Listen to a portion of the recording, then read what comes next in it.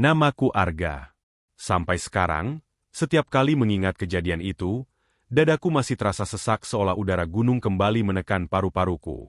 Waktu itu, aku mendaki Gunung Ungaran bersama 3 temanku, Rian, Bagas, dan Dito. Kami sudah beberapa kali mendaki bersama, bukan tipe pendaki nekat yang asal naik tanpa persiapan. Setiap perjalanan selalu kami rencanakan dengan matang. Peralatan lengkap, logistik dihitung pas, jalur resmi kami patuhi, dan sebelum berangkat kami selalu memastikan kondisi fisik dan cuaca. Ungaran bukan gunung asing bagi kami, ketinggiannya tidak terlalu ekstrim, jalurnya jelas, dan sering ramai pendaki, terutama di akhir pekan. Hari itu kami berangkat pagi-pagi sekali. Langit masih sedikit kelabu ketika kami sampai di base camp. Udara dingin khas dataran tinggi langsung menyambut begitu kami turun dari motor. Ada aroma tanah basah bercampur daun pinus yang sudah lama tak terganggu. Basecamp terlihat cukup ramai. Beberapa kelompok pendaki lain sibuk menyiapkan carrier, mengecek tali sepatu, dan mengisi botol minum. Suasana seperti itu biasanya membuat semangat naik.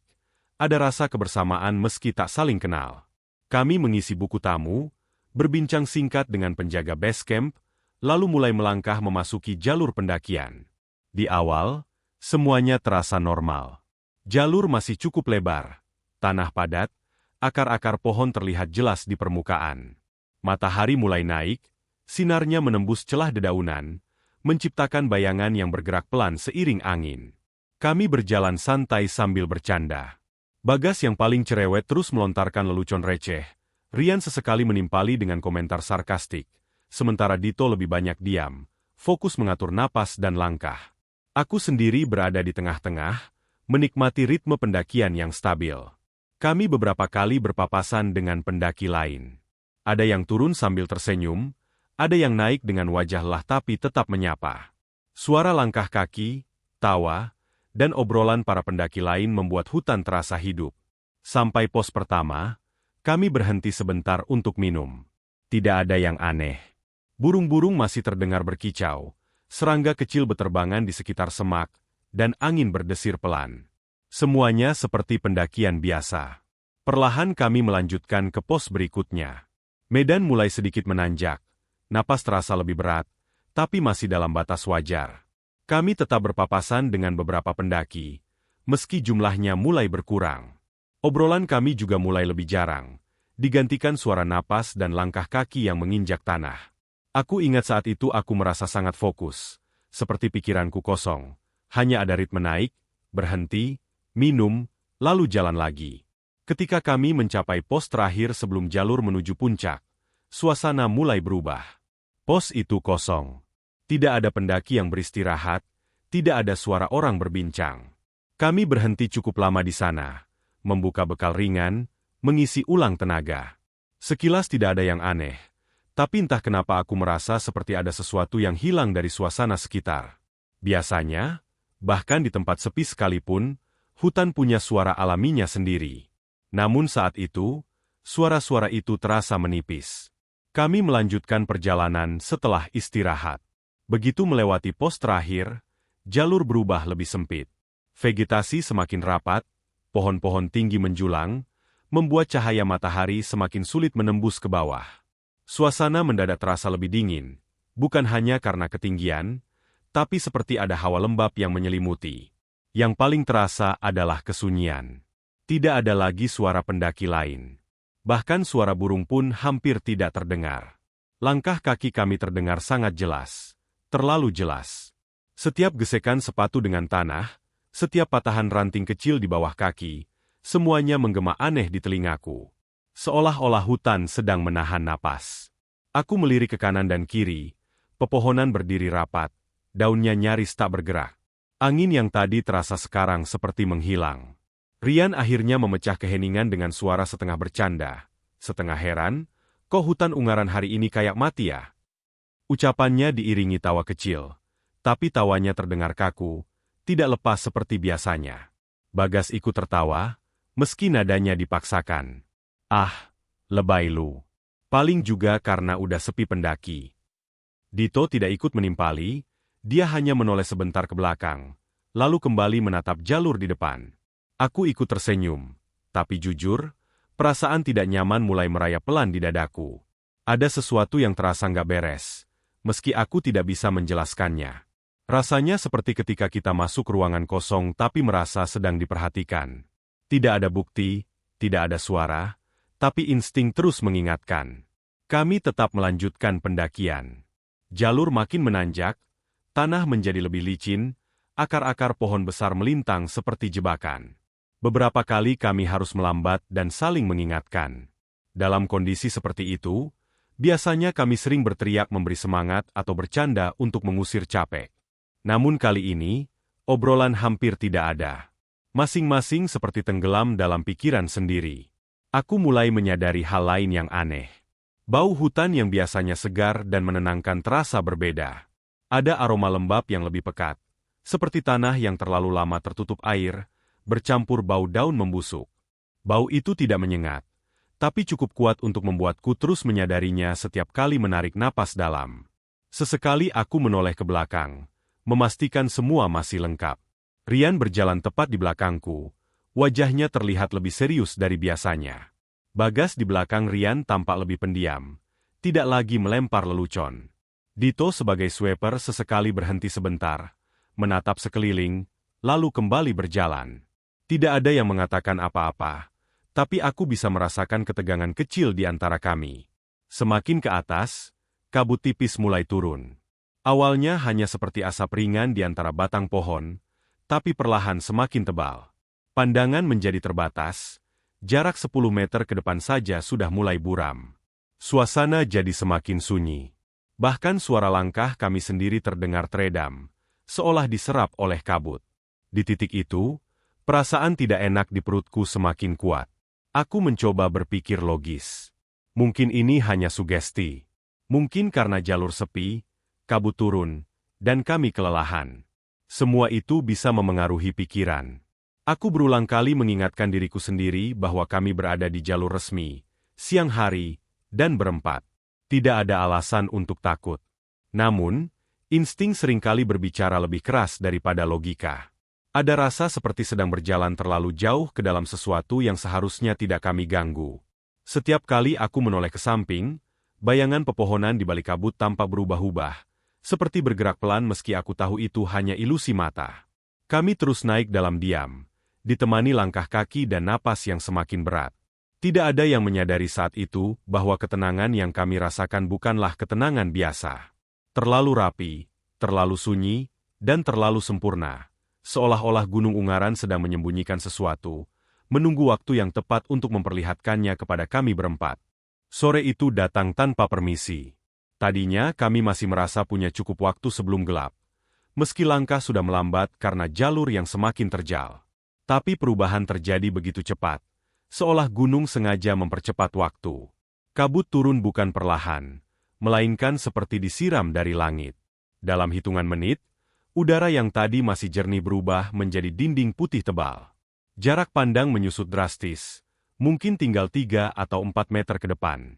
Pohon yang barusan terlihat jelas, kini hanya menyisakan bayangan samar seperti siluet hitam yang berdiri kaku. Aku langsung berhenti dan refleks menoleh ke belakang. Rian masih ada, begitu juga Bagas dan Dito. Kami saling mendekat tanpa dikomando, insting menyuruh kami untuk tidak terpencar. Suhu udara terasa turun lebih cepat dari biasanya, dingin merambat lewat jaket, menyentuh kulit sampai ke tulang. Nafas kami terlihat sebagai uap tipis yang segera lenyap di telan kabut. "Cepet banget ya turunnya," gumam Rian, suaranya terdengar lebih pelan dari biasanya, seakan takut mengganggu sesuatu di sekitar kami. Aku mengangguk, meski dia mungkin tidak benar-benar melihat gerakanku. Kabut membuat semuanya terasa sempit dan dekat. Suara juga berubah. Langkah kaki terdengar teredam, seolah tanah di bawah kami menyerap bunyi. Hutan yang sejak tadi sunyi kini terasa lebih sunyi lagi, bukan sekadar tidak ada suara, tapi seperti ruang kosong yang menekan telinga. Kami memutuskan untuk terus berjalan dengan hati-hati, mengikuti jalur setapak yang kami yakini masih sama. Tapi keyakinan itu mulai goyah. Tanda-tanda jalur seperti bekas pijakan, tanah yang lebih padat, dan arah yang konsisten perlahan menghilang. Tanah di depan kami terlihat sama saja ke segala arah. Akar-akar pohon muncul tiba-tiba dari kabut, memaksa kami berhenti atau mengubah langkah. Bagas yang berjalan paling depan mendadak berhenti. Gerakannya tiba-tiba, membuatku hampir menabraknya. Dia berdiri kaku, senter kepalanya diarahkan ke tanah, lalu ke depan, lalu ke samping, seolah mencari sesuatu yang tak kunjung ditemukan. "Gah," panggilnya pelan, nadanya berbeda dari biasanya. Tidak ada nada bercanda, tidak ada nada santai. "Ini jalurnya bukan yang tadi kita lewatin." Kalimat itu terasa seperti palu yang menghantam kepalaku. Aku maju selangkah, berdiri di samping Bagas, ikut mengamati sekitar. Benar. Jalur setapak yang tadi jelas kini seperti menghilang. Tidak ada lagi arah pasti. Yang ada hanya tanah lembab, dedaunan basah, dan batang-batang pohon yang tampak seragam kemanapun kami melihat. "Lu yakin?" tanya Rian, mencoba terdengar tenang meski aku tahu dia juga mulai panik. Bagas mengangguk pelan. "Yakin. Dari tadi jalurnya ke kanan agak naik. Ini lurus, malah kayak sedikit turun." Dito mendekat dari belakang, wajahnya terlihat tegang. Dia tidak langsung bicara, hanya memandang sekeliling dengan senter tangan. Sinarnya menembus kabut beberapa meter lalu menghilang begitu saja. Kabut itu aneh, terlalu tebal, seperti menelan cahaya. Kami berdiri diam cukup lama. Tidak ada yang langsung mengambil keputusan. Dalam kondisi normal, kehilangan jalur masih bisa diatasi dengan tenang, apalagi kami berempat dan cukup berpengalaman. Tapi suasana saat itu membuat logika terasa rapuh. Kabut, kesunyian, dan rasa tidak enak sejak tadi bercampur menjadi satu. "Apa kita balik aja?" usul Rian akhirnya. Aku hendak menjawab ketika Dito tiba-tiba mengangkat tangannya, memberi isyarat agar kami diam. Dia menunjuk ke arah bawah lereng, ke sisi kiri jalur yang kini tidak jelas. Awalnya aku tidak melihat apa-apa selain kabut. Tapi ketika mataku menyesuaikan, jantungku langsung berdegup kencang. Di balik kabut, jauh di bawah sana, terlihat titik-titik cahaya. Bukan satu atau dua, tapi banyak. Kecil, kekuningan, berkelip samar. Terlihat seperti lampu rumah, berjajar tidak teratur, membentuk pola yang sangat familiar. Pola yang terlalu familiar untuk berada di tempat seperti itu. "Lu lihat juga, kan?" bisik Dito, suaranya nyaris tidak terdengar. Aku menelan ludah. "Iya." Bagas dan Rian ikut menoleh. Beberapa detik kemudian, ekspresi mereka berubah. Rian mengumpat pelan, sementara Bagas hanya terdiam. Matanya terpaku ke arah cahaya-cahaya itu. "Itu, permukiman," kata Bagas. Ragu, seolah berharap jawabannya bukan itu. Kami saling pandang. Tidak ada yang langsung menjawab. Secara logika, hal itu mustahil. Kami tahu betul ketinggian Gunung Ungaran, tahu peta jalurnya, tahu bahwa tidak ada desa atau permukiman tetap di area itu, apalagi di lereng setinggi ini.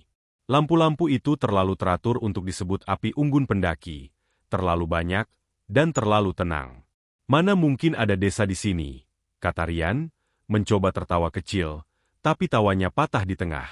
"Paling cuma pantulan atau apa gitu." Aku ingin setuju, ingin mencari penjelasan rasional. Tapi hatiku menolak. Cahaya itu tidak bergerak, tidak berkedip liar seperti senter pendaki. Ia diam, stabil, seperti lampu rumah yang sudah lama menyala setiap sore. Bahkan dari jarak sejauh itu, ada kesan hangat yang memancar, kontras dengan dingin yang menyelimuti kami. Anehnya, saat kami menatap ke arah sana, kabut di sekitar cahaya itu terlihat sedikit lebih tipis, seolah sengaja memberi kami pandangan. Tapi begitu kami mengalihkan pandangan ke sekitar, kabut kembali menebal, membuat hutan di sekeliling kami seperti dinding tak berujung. "Kita jangan ke sana," kata Dito tiba-tiba, tegas. "Apapun itu, jangan ke arah cahaya." Nada suaranya membuat bulu kuduku meremang. Dito jarang bicara tegas tanpa alasan. Aku mengangguk, meski belum ada yang mengusulkan untuk turun ke arah itu. Tapi entah kenapa, ada dorongan halus di dalam pikiranku, seperti bisikan tanpa suara, yang mengatakan bahwa arah itu adalah jalan keluar. Pikiran itu muncul begitu saja, asing, bukan berasal dariku. Aku sadar dari raut wajah Rian dan Bagas bahwa mereka mungkin merasakan hal yang sama. Mata mereka sesekali melirik kembali ke arah cahaya, lalu cepat-cepat berpaling, seperti orang yang sedang berusaha menolak godaan. Kita fokus dulu, kataku, mencoba mengambil alih keadaan. Kita cek GPS, peta, apapun. Jangan panik. Aku mengeluarkan ponsel, begitu juga yang lain. Sinyal sudah tidak ada sejak lama. Itu bukan hal aneh. GPS masih bisa menyala, tapi titik lokasi kami berputar-putar tidak stabil. Peta offline yang kubuka tidak memberi banyak bantuan, seolah posisi kami tidak sinkron dengan jalur yang seharusnya. Kok posisi kita kayak geser? Gumam Rian. Aku tidak menjawab. Aku juga melihat hal yang sama. Titik kami tidak berada di jalur pendakian yang tertera di peta. Selisihnya tidak sedikit. Seolah-olah kami sedang berdiri di tempat yang tidak seharusnya ada. Sementara itu, cahaya di bawah sana tetap menyala, tidak bertambah terang, tidak meredup. Diam, menunggu. Entah menunggu apa, atau siapa. Kabut semakin dingin, menempel di kulit wajah seperti embun halus. Waktu terasa melambat. Sore yang seharusnya berganti malam terasa tertahan, seakan matahari enggan benar-benar tenggelam. Aku mulai merasa bahwa kami bukan hanya kehilangan jalur, tapi juga kehilangan arah dalam arti yang lebih luas. Saat itu, untuk pertama kalinya sejak pendakian dimulai, aku benar-benar merasa bahwa kami sedang berada di tempat yang tidak seharusnya kami injak, di waktu yang tidak seharusnya kami lalui. Dan cahaya-cahaya di balik kabut itu, entah apapun asalnya, terasa seperti undangan yang sebaiknya tidak pernah kami terima. Keputusan itu diambil tanpa banyak kata. Setelah berdiri cukup lama dalam kebingungan, tanpa sadar kaki kami mulai bergerak menuruni lereng, mengikuti arah cahaya yang sejak tadi menggantung di pikiran. Tidak ada yang secara tegas berkata, "Ayo turun," tapi juga tidak ada yang menolak. Seolah-olah ada kesepakatan diam-diam yang terbentuk di antara kami, sesuatu yang terasa alami, wajar, bahkan perlu. Jalur menurun itu tidak curam, malah terasa seperti jalan setapak yang sudah sering dilalui.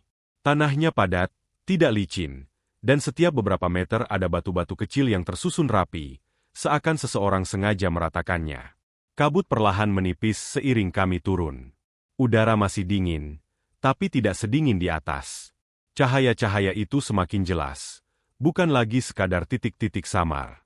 Kini terlihat seperti lampu-lampu yang dipasang di depan rumah, menyebar di sepanjang lereng.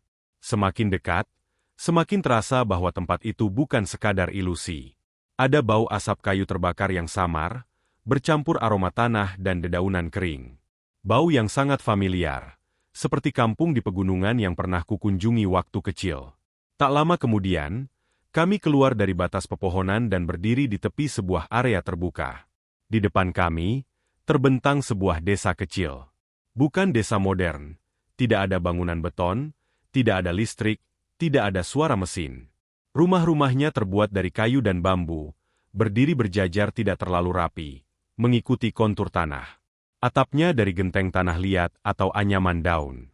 Jalanan di antara rumah hanyalah tanah padat, sedikit becek di beberapa bagian. Di depan hampir setiap rumah, tergantung lampu minyak yang menyala tenang. Apinya kecil tapi stabil, memantulkan cahaya kekuningan ke dinding kayu. Aku berdiri terpaku. Begitu juga yang lain. Tidak ada yang langsung bicara. Pemandangan di depan kami terlalu nyata untuk disebut halusinasi, tapi terlalu tidak masuk akal untuk diterima begitu saja. Aku bisa mendengar suara-suara pelan dari dalam desa. Bunyi langkah kaki, suara pintu kayu dibuka, batuk seseorang, dan percakapan lirih yang terdengar seperti bahasa Jawa halus bercampur logat yang asing di telingaku. "Gah, lu lihat ini juga, kan?" bisik Rian, seolah takut suaranya terlalu keras. Aku mengangguk pelan. Tenggorokanku terasa kering. "Iya." Bagas memutar tubuhnya perlahan, menoleh ke belakang, ke arah jalur yang tadi kami lewati. Kabut sudah menutupinya kembali. Tidak terlihat jalan naik, tidak terlihat hutan. Seolah-olah desa itu berdiri sendiri, terpisah dari dunia di luar sana. Kami melangkah masuk dengan hati-hati. Tanah di bawah kaki terasa solid. Tidak ada rasa seperti menginjak mimpi. Segalanya terasa fisik, nyata. Lampu minyak di depan rumah berayun sedikit tertiup angin. Cahayanya bergerak lembut. Dari salah satu rumah, keluar seorang perempuan parubaya membawa keranjang. Wajahnya datar tapi matanya langsung tertuju pada kami. Dia berhenti sejenak, lalu tersenyum tipis.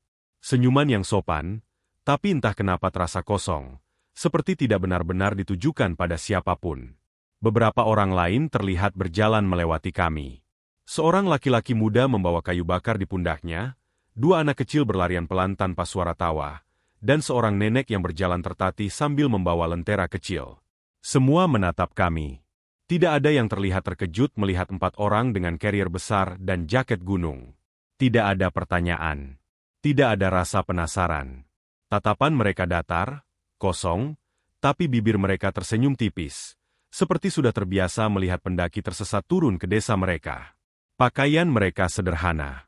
Kemeja longgar, kain atau celana panjang kusam, sebagian besar berwarna gelap. Modelnya seperti pakaian orang-orang zaman dulu, bukan tradisional dalam arti upacara, tapi pakaian sehari-hari yang sudah jarang kulihat kecuali di foto lama atau museum. Tidak ada satupun yang memegang ponsel, tidak ada suara elektronik, tidak ada cahaya putih seperti lampu LED. Semua kuning hangat, redup, dan sunyi. Kami berhenti di tengah desa, tidak tahu harus berbuat apa. Jantungku masih berdetak cepat, tapi ada rasa aneh yang mulai menyusup. Rasa tenang.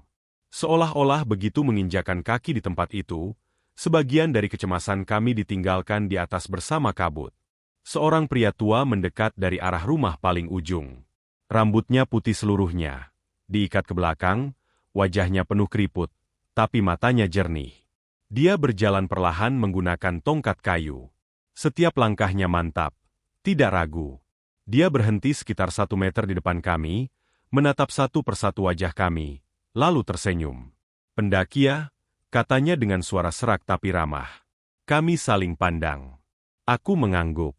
"Iya, Pak." "Sudah hampir malam," lanjutnya. "Kabut tebal. Istirahat dulu di sini. Besok baru jalan lagi." Nada bicaranya tenang, seperti orang yang memberi saran biasa, bukan menawarkan sesuatu yang mencurigakan. Kata-katanya sederhana, tapi anehnya terasa sangat masuk akal. Aku membuka mulut hendak bertanya, desa apa ini, kenapa ada di sini, bagaimana jalur keluarnya. Tapi sebelum satu pun pertanyaan keluar, pikiranku terasa berat, seperti didorong untuk diam. Aku melirik ke teman-temanku. Rian terlihat lebih santai dari sebelumnya. Bahunya turun, napasnya teratur. Bagas bahkan tampak lega, seperti baru saja tiba di tempat aman setelah perjalanan panjang. Dito yang sejak tadi paling waspada pun tidak menunjukkan tanda-tanda menolak. Wajahnya tetap serius, tapi tidak tegang. "Terima kasih, Pak," kata Bagas tiba-tiba. "Kalau boleh." Pria tua itu tersenyum lebih lebar, lalu mengangguk. "Boleh." Banyak rumah kosong. Tanpa banyak bicara, dia berbalik, berjalan perlahan, memberi isyarat agar kami mengikutinya. Kami menurut. Sekali lagi, tidak ada yang mempertanyakan keputusan itu. Tidak ada diskusi, tidak ada debat. Seolah-olah singgah di desa yang tidak ada di peta, di tengah gunung, adalah hal paling wajar di dunia. Kami melewati beberapa rumah. Dari dalam, terlihat cahaya lampu minyak dan bayangan orang-orang yang duduk diam. Tidak ada suara televisi, tidak ada radio. Beberapa rumah mengeluarkan aroma masakan sederhana, seperti singkong rebus atau nasi hangat. Bau itu membuat perutku yang sejak siang kosong terasa perih, tapi juga nyaman. Kami berhenti di sebuah rumah kayu yang agak terpisah. Pria tua itu membuka pintu, memperlihatkan ruangan sederhana dengan lantai tanah yang sudah dipadatkan, beberapa tikar pandan, dan sebuah meja kayu rendah. Lampu minyak tergantung di tengah ruangan, cahayanya cukup untuk melihat sekitar. "Istirahatlah," katanya. "Maka nanti ada yang mengantar." Aku mengangguk lagi, entah untuk yang keberapa kalinya. Saat pria itu pergi dan pintu tertutup, kami berdiri diam sejenak di dalam rumah. Hening. Lampu minyak berkerlip pelan. "Aneh ya," gumam Rian akhirnya, tapi suaranya terdengar lebih seperti komentar ringan daripada kekhawatiran. "Iya," jawabku. Anehnya, aku tidak merasa takut. Ada sisa keganjilan di benak, seperti duri kecil yang tertanam, tapi tertutup oleh rasa nyaman yang perlahan menguasai tubuh. Kakiku pegal, pundakku berat, dan pikiranku seperti berkata bahwa kami memang seharusnya berhenti di sini. Tanpa sadar, Satu persatu kami duduk, lalu merebahkan diri di atas tikar. Di luar, suara langkah kaki desa terdengar samar, bercampur dengan desiran angin malam. Aku menatap langit-langit kayu yang gelap, dan untuk pertama kalinya sejak pendakian dimulai, aku merasa benar-benar berhenti. Tidak ada gunung, tidak ada jalur hilang, tidak ada kabut. Hanya desa kecil yang tenang, terlalu tenang, seolah-olah waktu di tempat itu berjalan dengan caranya sendiri. Di dalam rumah kayu itu, suasananya terasa hangat, hampir terlalu hangat untuk ukuran udara pegunungan. Lampu minyak yang tergantung di tengah ruangan memancarkan cahaya kekuningan yang lembut, membuat bayangan kami jatuh memanjang di dinding kayu. Tikar pandan di lantai terasa kasar tapi nyaman ketika aku duduk bersila di atasnya. Ransel kami diletakkan di sudut ruangan, berjejer rapi seolah kami memang berniat tinggal lama. Untuk sesaat, kelelahan fisik berhasil menekan rasa aneh yang sejak tadi menggerogoti pikiranku. Namun setelah beberapa menit berlalu, sesuatu mulai terasa janggal. Awalnya samar, hampir tidak kusadari. Lalu perlahan, rasa itu menguat, seperti bunyi dengung halus di telinga yang tak kunjung hilang. Aku menahan napas dan mencoba mendengarkan. Tidak ada apa-apa. Tidak ada suara langkah kaki di luar, tidak ada percakapan warga, tidak ada suara serangga malam, bahkan tidak ada desir angin yang menyentuh dinding rumah. Sunyi total. Sunyi yang tidak wajar. Desa ini, beberapa menit lalu, masih memperlihatkan tanda-tanda kehidupan. Ada orang lewat, ada bayangan bergerak di balik jendela, ada bau masakan. Tapi sekarang, seolah semua itu dipadamkan sekaligus. Seperti seseorang mematikan dunia di luar rumah ini. Kalian dengar sesuatu nggak? Tanyaku pelan. Rian menggeleng, alisnya berkerut. Bagas juga terlihat mulai gelisah. Dito masih duduk bersandar di dinding, kepalanya sedikit tertunduk, seolah sedang menikmati keheningan. Sepi banget, gumam Rian. Terlalu sepi. Aku menoleh ke pintu. Daun pintu kayu itu tertutup rapat. Tidak ada celah cahaya dari luar. Padahal tadi, lampu-lampu minyak di desa cukup terang. Seharusnya ada sedikit cahaya yang menyelinap lewat celah kayu. Tapi tidak. Di luar sana seperti tidak ada apa-apa. Bagas tiba-tiba mendekatkan tubuhnya ke kami, suaranya diturunkan hingga hampir seperti bisikan. Kalian sadar nggak? Dia berhenti sebentar, menelan ludah. Bayangan orang-orang di sini nggak ada. Aku menatapnya tajam. Maksud lu? Tadi, pas kita masuk desa. Lanjutnya, suaranya bergetar meski dia berusaha terdengar tenang. Lampu minyak terang, orang-orang lewat di depan rumah. Tapi gue nggak lihat satupun bayangan mereka di tanah. Lampunya ada, orangnya ada, tapi bayangannya nggak. Kalimat itu membuat tengkuku langsung merinding. Aku berusaha mengingat kembali. Saat itu pikiranku terlalu sibuk mencerna keberadaan desa ini, sampai tidak memperhatikan hal sekecil bayangan. Tapi sekarang, ketika ku ingat-ingat, benar. Aku juga tidak ingat melihat bayangan siapapun selain bayangan kami sendiri. Rian langsung berdiri. Gerakannya tergesa, membuat lampu minyak bergoyang sedikit. Wajahnya pucat, keringat dingin terlihat di pelipisnya. Anjing, anjing, gue juga ngerasa nggak beres dari tadi. Kenapa? Tanyaku cepat. Aku dari tadi ngerasa diawasi, katanya. Bukan kayak ada orang ngintip, tapi kayak banyak mata. Dari segala arah. Jantungku berdegup lebih cepat. Perasaan itu tiba-tiba terasa sangat akrab. Sejak kami duduk di dalam rumah ini, aku memang merasa tidak sendirian, meski ruangan ini hanya berisi kami berempat. Ada tekanan halus di udara, seperti sesuatu yang memperhatikan setiap gerakan, setiap napas. Aku menoleh ke arah Dito, berniat memastikan kondisinya. Sejak masuk rumah, dia paling diam. Biasanya, dialah yang paling rasional, paling waspada. Tapi kali ini, dia seperti tenggelam dalam dunianya sendiri. Begitu pandanganku jatuh padanya, dadaku terasa seperti diremas keras. Dito duduk di sudut ruangan, punggungnya menempel dinding. Kepalanya sedikit miring, matanya menatap kosong ke salah satu sudut ruangan yang gelap. Bibirnya tersenyum pelan. Senyum kecil, tipis, tapi bukan senyum Dito yang kukenal. Tidak ada kehangatan di sana. Dit, panggilku pelan. Tidak ada jawaban. Senyumnya tidak berubah. Matanya tidak berkedip. Aku berdiri perlahan dan melangkah mendekat. Setiap langkah terasa berat, seperti lantai menahanku. Dit, lu kenapa? Dia akhirnya menoleh.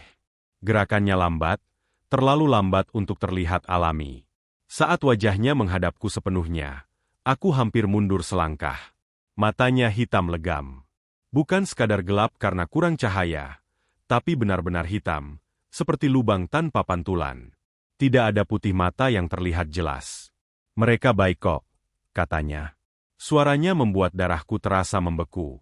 Nada itu datar, terlalu tenang, dan jelas bukan suara Dito. Ada gema halus di setiap kata, seperti lebih dari satu suara yang berbicara bersamaan. Rian mengumpat keras dan mundur ke dekat pintu. Apaan itu? Dit, jangan bercanda. Bagas terlihat gemetar. Gak, ini nggak beres. Ini serius nggak beres. Aku menahan napas, mencoba tetap tenang meski jantungku rasanya ingin meloncat keluar. Dit, kita mau lanjut naik besok. Kita cuma istirahat sebentar. Lu inget kan? Dito memiringkan kepalanya sedikit, senyumnya melebar. Naik kemana? Tanyanya pelan. Kalian sudah sampai. Kalimat itu membuat bulu kuduku berdiri. Ada sesuatu dalam caranya berbicara yang terasa sangat yakin, seolah apa yang dikatakannya adalah kebenaran mutlak. Aku merasakan tekanan di kepala, seperti pikiranku didorong untuk setuju. Di luar rumah, tiba-tiba terdengar suara pelan. Bukan langkah kaki, bukan suara angin. Lebih seperti gesekan halus, seperti kuku menyentuh kayu. Pelan, berirama, mengelilingi rumah. Aku menoleh ke dinding, ke pintu, ke jendela kecil yang tertutup. Tidak ada bayangan di baliknya. Tidak ada apa-apa. Tapi suara itu ada. Gah, bisik Bagas sambil mencengkeram lenganku. Gue pengen keluar. Sekarang. Rian mengangguk cepat. Iya, kita keluar aja. Apapun ini, mending di luar. Aku hendak mengiyakan ketika Dito berdiri. Gerakannya kini lebih luas. Terlalu luas. Dia melangkah ke tengah ruangan, menatap kami satu persatu. Senyumnya tidak pernah hilang. Kalian capek, katanya. Nggak usah pergi. Di sini aman. Lampu minyak tiba-tiba meredup, apinya mengecil, membuat ruangan terasa lebih sempit. Bayangan kami di dinding memanjang dan bergetar. Anehnya, bayangan Dito tidak terlihat jelas. Seolah-olah cahaya enggan membentuk siluet tubuhnya. Aku merasakan sesuatu berubah di dalam diriku. Rasa nyaman yang tadi menyelimuti kini berganti menjadi ketakutan murni. Desa ini, rumah ini, dan makhluk-makhluk di luar sana bukanlah tempat singgah. Ini jebakan. Dan satu persatu, kami mulai terpengaruh. Rian tiba-tiba menekan kepalanya sendiri. Sial, suara itu. Kalian denger nggak? Kayak orang manggil nama gue. Bagas jatuh terduduk. Napasnya memburu. Gue juga. Kayak ibu gue. Aku sadar, jika kami tetap di sini lebih lama, kami tidak akan keluar sebagai diri kami sendiri. Aku menatap Dito, atau apapun yang kini menempati tubuhnya. Untuk sepersekian detik, aku melihat sesuatu bergerak di balik matanya yang hitam, seperti bayangan yang berdesakan. Dit, kataku dengan suara bergetar tapi tegas. Kalau lu masih ada di sana, dengerin gue. Kita teman. Kita naik bareng. Turun bareng. Senyumnya berkedip. Sangat cepat. Hampir tak terlihat. Tapi cukup untuk memberiku secercah harapan yang tipis dan rapuh. Di tengah rumah kayu yang kini terasa seperti mulut sesuatu yang sedang bersiap menelan kami semua. Kami panik sejak langkah pertama keluar dari rumah itu. Panik yang tidak sekadar membuat napas tersengal, tetapi juga mengacaukan pikiran, membuat jarak dan arah kehilangan makna. Aku dan Rian hampir menyeret Dito yang tubuhnya masih gemetar. Kakinya seperti menolak menyentuh tanah desa itu. Pintu rumah tertutup sendiri di belakang kami dengan bunyi pelan. Terlalu pelan untuk sesuatu yang barusan kami tinggalkan dengan teriakan dan ketakutan. Malam terasa menggantung rendah, seperti langit ikut menekan bahu kami. Aku yakin kami berlari lurus ke arah jalan utama desa, jalan yang tadi kami lewati saat pertama kali datang. Tetapi setelah beberapa puluh langkah, pemandangan di depan mata membuat perutku jatuh. Kami kembali berdiri di depan rumah yang sama. Pagar kayu miring itu, pot bunga retak di samping pintu, bahkan jejak lumpur sepatu kami masih ada di tanah. Ini nggak mungkin, bisik Rian, suaranya pecah. Ia menoleh ke kanan dan kiri, lalu menarik lenganku. Kita muter. Kami mencoba lagi. Kali ini aku memaksa diriku menghitung langkah, menandai tikungan dengan batu kecil yang kuambil dari tanah. 1 tikungan, 2 tikungan, jalan menurun, lalu naik sedikit. Aku bisa merasakan denyut darah di pelipis. Namun saat kami berhenti, saat napas kami habis, rumah itu kembali menyambut kami, seolah mengejek. Batu yang tadi kuletakkan ada di bawah kakiku sendiri. Dito terisak. Suaranya tertahan di tenggorokan, seperti takut didengar. Saat itulah aku menyadari perubahan di sekitar kami. Pintu-pintu rumah lain yang tadinya tertutup kini terbuka setengah. Satu persatu warga berdiri di ambang pintu. Mereka tidak bergerak mendekat, tidak juga menjauh. Mereka hanya berdiri, membentuk barisan sunyi di sepanjang jalan. Wajah-wajah yang sebelumnya ramah dan penuh senyum kini datar, lalu perlahan berubah. Senyum mereka menghilang seolah terhapus, menyisakan garis bibir tipis. Mata mereka gelap, bukan karena bayangan malam, tetapi karena sesuatu di dalamnya seakan padam. Aku merasa seperti dilihat bukan oleh manusia, melainkan oleh lubang kosong yang menelan cahaya. Kami berhenti berlari.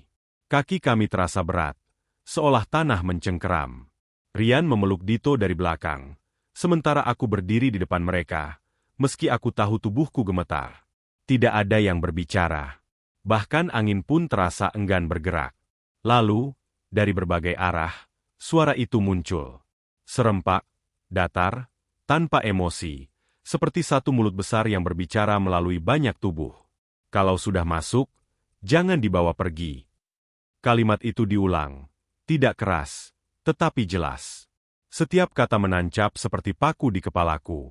Aku ingin menutup telinga, tetapi tanganku tidak bergerak. Aku ingin berteriak, namun suaraku tertelan. Dito mulai meronta, memohon agar dilepaskan. Suaranya pecah menyebut nama ibunya. Beberapa warga melangkah maju 1 langkah, lalu berhenti, seolah ada garis tak kasat mata yang tidak boleh mereka lewati. Mata mereka tidak pernah berkedip. Aku mencoba berbicara, mencoba meminta jalan keluar, mencoba bernegosiasi dengan sesuatu yang bahkan tidak kupahami. Kata-kata keluar terbata, terdengar asing di telingaku sendiri. Tidak ada jawaban selain kalimat yang sama. Diulang perlahan, semakin dekat, semakin berat. Aku merasa kepalaku penuh, seperti ada tangan yang menekan dari dalam. Tiba-tiba Bagas berteriak. Suaranya memecah kebisuan, nyaring dan penuh kepanikan. Ia menunjuk ke ujung desa, ke arah yang sebelumnya tidak kuperhatikan karena tertutup gelap. Di sana berdiri sebuah masjid kecil. Bangunannya sederhana, catnya pudar, namun kubahnya masih terlihat jelas di bawah cahaya bulan yang redup. Dari arah itu terdengar suara adzan. Pelan, tapi jelas. Setiap lafaz mengalir, menembus udara malam, dan entah bagaimana menembus dadaku. Suara itu terasa berbeda dari adzan yang biasa kudengar.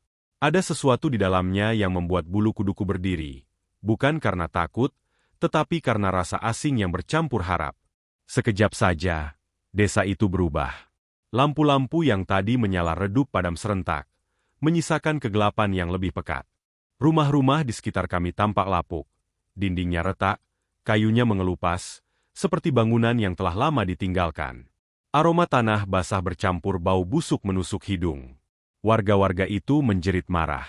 Jeritan mereka bukan jeritan manusia biasa, melainkan suara yang parau, penuh kebencian, seolah adzan itu menyakiti mereka secara fisik. Mereka menutup telinga, beberapa di antaranya jatuh berlutut, yang lain mencakar udara. Wajah mereka terdistorsi oleh amarah. Aku merasakan tekanan di dadaku berkurang, seolah ada sesuatu yang dilepaskan. Tanah yang tadi mencengkeram kaki kami terasa longgar. Rian menarik Dito, dan kali ini Dito bisa berjalan. Kami berlari ke arah masjid tanpa berpikir panjang. Setiap langkah diiringi jeritan warga, suara yang semakin jauh seiring kami mendekat ke sumber adzan. Aku tidak berani menoleh ke belakang, takut melihat sesuatu yang akan membuat kakiku berhenti.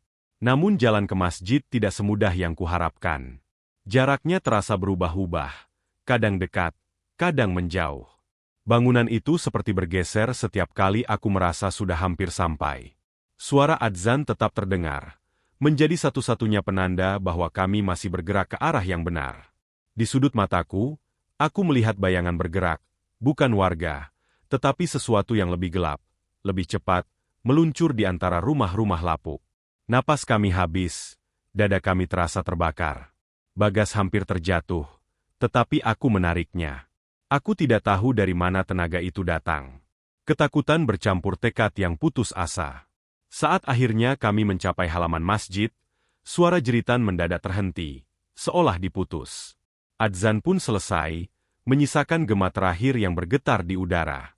Kami berdiri terdiam, menunggu sesuatu terjadi. Pintu masjid terbuka perlahan.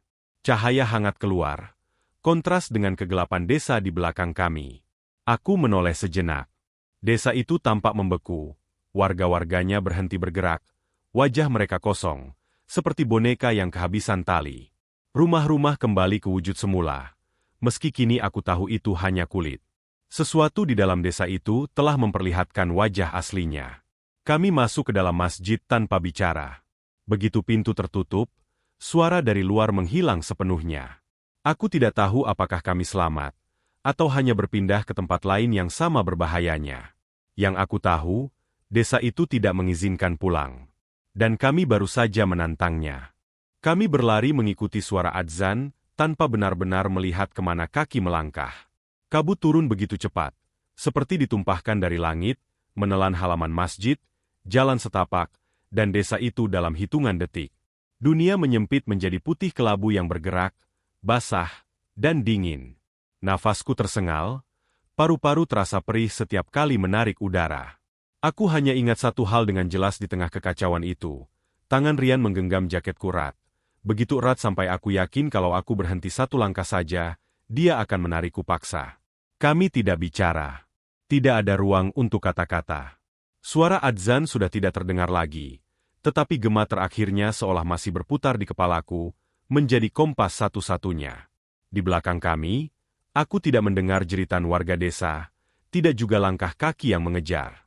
Justru keheningan itu yang membuat jantungku berdegup lebih kencang. Kabut membuat arah kehilangan makna. Atas, bawah, depan, belakang, semua terasa sama. Beberapa kali kakiku tersangkut akar atau batu, dan Rian hampir terjatuh karena tetap menggenggamku. "Jangan lepas," katanya pendek, nyaris tenggelam oleh suara napas kami sendiri. Aku mengangguk meski tahu dia tidak bisa melihat.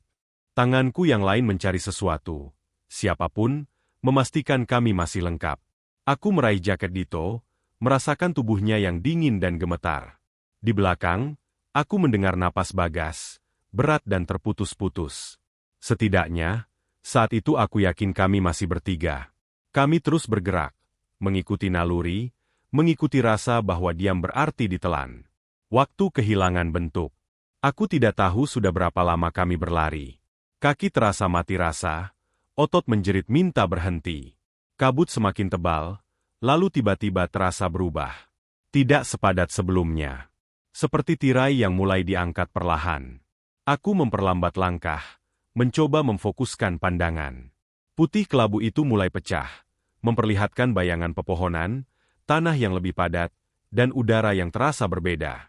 Aku berhenti sepenuhnya saat menyadari sesuatu yang salah. Pegangan di lenganku terasa lebih ringan. Aku menoleh ke belakang dengan gerakan lambat, seolah takut apa yang akan kulihat. Rian berhenti juga, wajahnya pucat, matanya membesar. Di belakang kami, hanya ada kabut yang mulai menipis dan jalur sempit yang kami lewati. Tidak ada Bagas. "Bagas?" panggilku, suaraku serak. Tidak ada jawaban. Aku berteriak lebih keras, menyebut namanya berulang kali. Kabut tidak menjawab apapun. Rian berbalik, mencoba kembali beberapa langkah, tapi aku menahannya. Ada rasa aneh di dadaku, firasat yang begitu kuat sampai membuatku mual. Dito mulai menangis, terisak sambil memanggil nama Bagas. Suaranya kecil dan putus asa. Kami mencari sebisanya. Menyusuri jalur yang baru saja kami lewati, memanggil, mendengarkan. Hanya ada suara hutan yang mulai bangun, serangga pagi, angin yang menyapu dedaunan.